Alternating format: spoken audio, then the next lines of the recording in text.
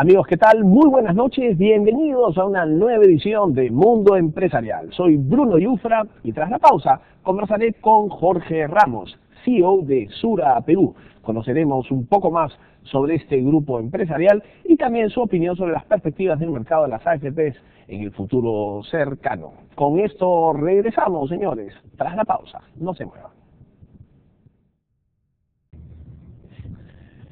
Bien, señores, ahora vamos a conocer un nuevo grupo empresarial en nuestro país, el grupo Sura. Vamos a conversar con Jorge Ramos, quien es CEO de Sura Perú.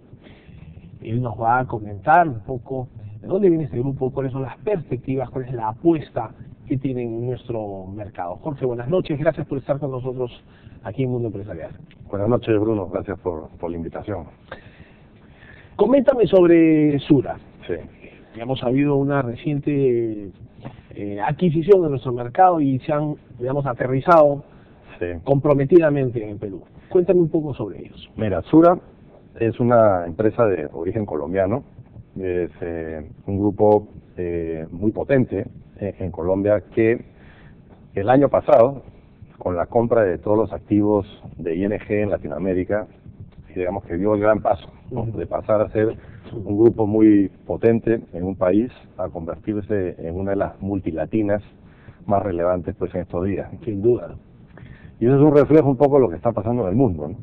Cuando ING decide vender sus activos, entre los principales activos de ING en el Perú estaba la AFP Integra, tuvimos un proceso de venta en Nueva York con due diligence y todos estos procesos. Sí, claro. Y habían compañías de todo el mundo, grandes empresas multinacionales, europeas, americanas, y el que termina adjudicándose los activos es el Grupo Sura.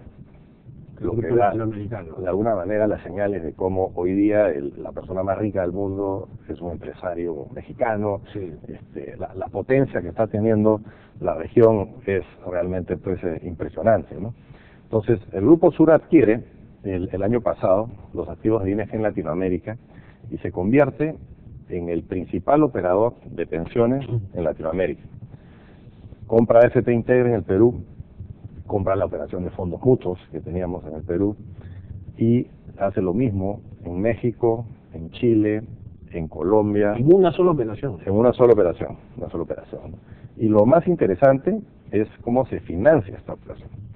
Y esta operación se financia, el Grupo Sura sale a emitir acciones al mercado internacional y levanta el capital. Esto no es una compra apalancada, no es, o sea, ya es un grupo que tiene una presencia importante, está listada en los principales mercados de capitales internacionales y tiene la capacidad de levantar recursos para financiar su crecimiento, y esto se hizo el año pasado. Un año de turbulencia. Un año muy complejo en el escenario financiero internacional, ¿no? Entonces eso dice mucho de la trayectoria y el posicionamiento que tiene el Grupo de Sura a nivel global, ¿no? Entonces, este año, el 2012, se ha dado otro paso importante, que ha sido adquirir una posición mayoritaria en la compañía de seguros, se llamaba Invita, desde ahora ya se llama Seguro Sura, y adquirir también una empresa de generación de créditos hipotecarios, se llamaba Incasa, que hoy se llama Hipotecaria Sura. Con eso, lo que tenemos es que Sura ha completado, digamos, su plataforma de negocios en la parte, digamos, de todo lo que es ahorro e inversión a largo plazo. Le falta su banquito, ¿no? Bueno, el banco es otra rama, digamos, Sura es el principal accionista de Bancolombia. Sí, claro. Es un banco muy grande, pero nosotros, y el encargo que yo tengo acá en el Perú, como líder del Grupo Sura, es especializarnos en el tema de ahorro y protección de patrimonio a largo plazo, ¿no? Entonces ahí no estamos en nuestro banco, nosotros estamos en lo que es ahorro de AFP, ahorro voluntario, fondos mutuos, todo el tema de seguros de vida y también en el tema hipotecario, ¿no? Bueno, el tema hipotecario ya es una patita puesta en nuestras colocaciones, pues. Efectivamente. O sea, hay temas en los que uno dice cierta dosis de travesura también. La línea está ahí. Pero, Pero es patrimonial, pues finalmente Claro. el bien, pues, ¿no? O sea, forma parte, digamos, del patrimonio de las personas en la casa, por más que la financie, digamos. Es un elemento más patrimonial que especulativo, que de consumo, pues, ¿no? y tiene otra particularidad que lo hace, digamos, una parte importante de la estrategia de negocios que tenemos, que es los créditos hipotecarios generan alternativas de inversión a largo plazo.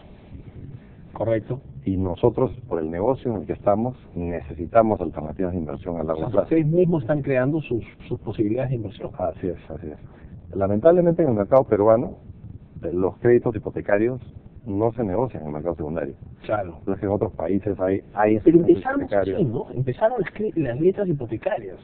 Yo recuerdo Hace mucho tiempo. en los 90 hubo un producto de letras hipotecarias que se transaba, ¿no? Eso desapareció. ¿O qué pasó? ¿No tuvo mucha acogida? Mira, han habido muchos esfuerzos, pero lo cierto es que hoy día No existe trascendió, ese mercado, claro.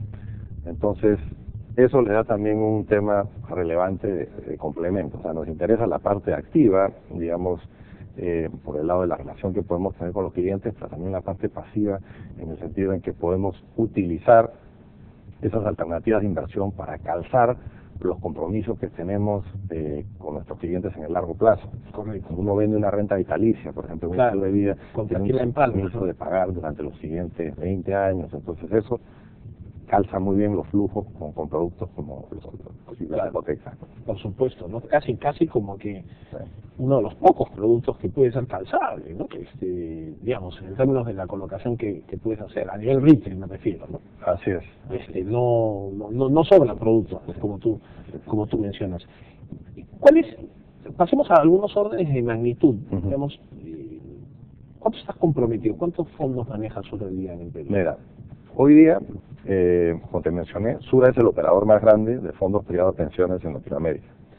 Estamos hablando de más de 100 billones, ¿no? 100.000 millones. 100.000 millones de dólares. 100 billones gringos. Sí, en fondos de pensiones que manejamos en toda la región. Barbaridad, ¿no? Y más de 15 millones de clientes, porque los fondos de pensiones, como tú sabes, son negocios masivos, ¿no? En el Perú nada más tenemos en activos administrados entre las reservas de la compañía de seguros y los fondos de pensiones y los fondos mutuos, tenemos un poco menos de 13.000 millones de dólares, ¿no? Entonces, somos uno de los inversionistas institucionales más importantes del país, ¿no? Y eso es muy relevante porque eso significa que todos los proyectos o oportunidades de inversión interesantes que hay en el país, somos una posibilidad y normalmente lo analizamos, lo evaluamos, participamos, estamos en todos los proyectos de infraestructura que se dan, estamos en todas las emisiones de bonos que se dan, estamos en todas las acciones que se listan, siempre y cuando tengan determinada escala. Claro. Cuando la escala es más pequeña, algunos negocios que están iniciando sus fases y todavía, digamos, no han tenido un crecimiento relevante o recién están saliendo al mercado, muchas veces ingresamos a través de otros vehículos, ¿no? Son los fondos de capital privado o se hacen titulizaciones, ¿no? Entonces hay herramientas, digamos, para direccionar los fondos a las diferentes oportunidades de inversión. Pero tú has mencionado un tema muy interesante que es la vinculación con la infraestructura y sin duda, digamos, las grandes inversiones de los países, digamos, sanamente o idealmente se debe hacer por el ahorro del país, digamos. Tiene muchísimo sentido que el ahorro nacional se vincule de alguna manera con el patrimonio, al final de cuentas, ¿no? La infraestructura de un país forma parte, pues, de su riqueza, de su ecuación de valor, digamos, en el mundo. Chile, por ejemplo, ha hecho un ejercicio extraordinario para financiar buena parte de su infraestructura con los fondos de pensiones. ¿Qué tan avanzados estamos nosotros? ¿Qué tanta libertad hay, por ejemplo, para que una AFP pueda entrar a una propuesta de infraestructura relevante, no sé, una carretera, un puerto, etcétera? Están hasta cierto punto limitados, están con buenos grados de libertad para hacerlo. Cuéntame un poquito cuál es cuál es la situación y cuál es tu opinión con respecto a eso. Mira, qué bueno que tocas ese tema porque es un punto que ha salido mucho a la opinión pública y donde normalmente lo que se escucha es las AFP deberían invertir más en infraestructura, ¿no? Entonces, yo te digo, yo estoy absolutamente de acuerdo. la infraestructura como la operación hipotecaria son activos a largo plazo. Correcto. ¿No? Y que tienen rendimientos, una vez que están operando, más o menos estables, predecibles, y tienen un efecto bastante positivo, que es la externalidad positiva que generan, el efecto multiplicador. Tú con infraestructura generas empleo, generas dinamismo, y eso refuerza la economía. Entonces, si eso te favorece los mercados financieros, al final lo tienes más rentabilidad por todos tus activos, ¿no? Entonces, es realmente un foco de importancia, ¿no? Ahora, ¿qué pasa con la infraestructura? Es que la infraestructura tiene la participación del gobierno, ¿no? Entonces, por el lado de la regulación, nosotros tenemos toda la flexibilidad para invertir en proyectos de infraestructura. Lo hemos hecho, algunos indirectamente a través de empresas privadas que invierten en infraestructura y hacen generación de energía, distribución, gas.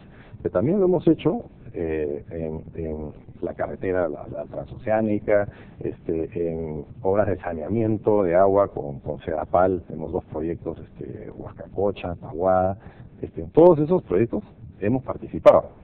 La más reciente que hemos hecho, estamos invertidos en la línea amarilla, que es la carretera Parque Rímac, que recientemente pues ha salido en los diarios que hubo un problema, y entonces ese tipo de temas, obviamente nosotros tenemos que asegurarnos a la hora de invertir en un proyecto de naturaleza que todo ese tipo de riesgos están cubiertos, porque si bien invertir en infraestructura tiene un calce adecuado, porque es una inversión de largo plazo, lo que no podemos es, por hacer una obra, descuidar el tema del riesgo. Sin duda, ¿no? Claro. No solamente el riesgo asociado a lo que has comentado con ese impasse, sí, sino pues, por ejemplo, riesgos de excesos en infraestructura inútiles, ¿no? España, por ejemplo, es un ejemplo perfecto, sí, para graficar cómo no debe hacerse necesariamente algunas inversiones en infraestructura. Tiene aeropuertos que no se usan, por ejemplo, ¿no? Que no hay tráfico aéreo, ¿no? En el caso nuestro tenemos un déficit tremendo de infraestructura, entonces claro, ese no es el problema. Los primeros, no sé, 80.000 millones van a estar muy bien invertidos. Pero el tema es el riesgo político, ¿no? Y los gobiernos cambian, entonces uno tiene que asegurarse de que la estructura, digamos, está blindada, ¿no? Y que las garantías de donde va a salir el repago, claro, está blindada, y de tal manera que podamos invertir con la tranquilidad de que eso va a generar. Me imagino que poco a poco se irá ganando esa confianza. Jorge, déjame hacer una breve pausa, regresamos, sí, que hay varios temas más que me gustaría conversar contigo. Jorge Ramos, CEO de Sura Perú, está con nosotros y volvemos con el Tras la Pausa, señores.